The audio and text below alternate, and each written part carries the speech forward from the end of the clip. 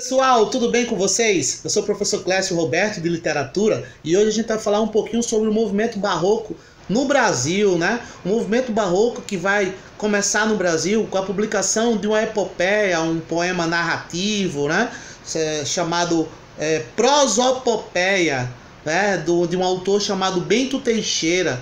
Em 1601, né? Portanto, início do século XVII no Brasil, o Bento Teixeira escreve uma obra que é em homenagem ao governador, né, da capitania de Pernambuco, que é o Jorge de Albuquerque Coelho. Então um poema que a gente vê que o barroco tem um pouco a ver com o Nordeste, né?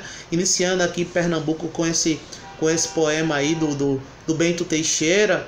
E aí depois vai se estabelecer na Bahia por conta de duas figuras maravilhosas e importantes, que foi o Gregório de Matos Guerra e o padre Antônio Vieira.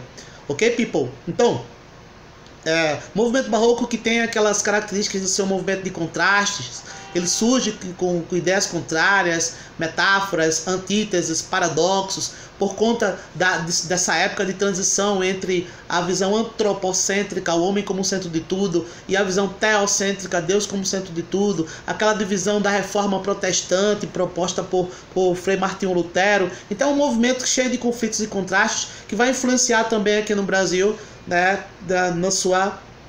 com suas características de contrastes e conflitos. Tá? O considerado o poeta mais importante do barroco brasileiro vai ser o Gregório de Matos Guerra, né? Ele que nasce na Bahia, vai estudar direito canônico na Europa, se torna um magistrado, retorna para o Brasil para trabalhar.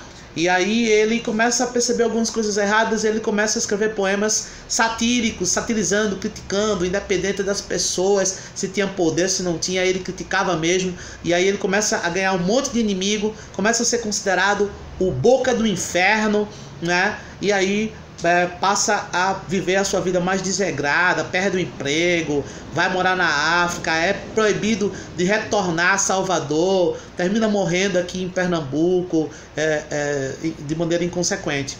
O outro grande nome do barroco brasileiro vai ser o padre Antônio Vieira, tá? Padre Antônio Vieira, que vai ser famoso por sua oratória, um megastar, uma pessoa que falava para reis, para cortes, tinha um poder de persuasão muito grande, né, de convencimento.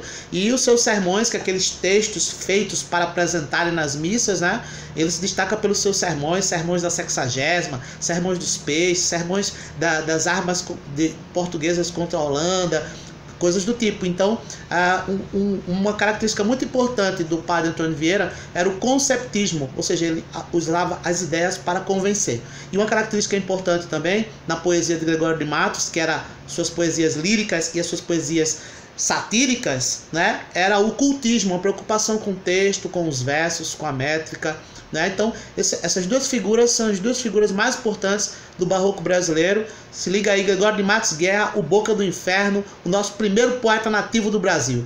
Um grande abraço para vocês e fiquem com Deus.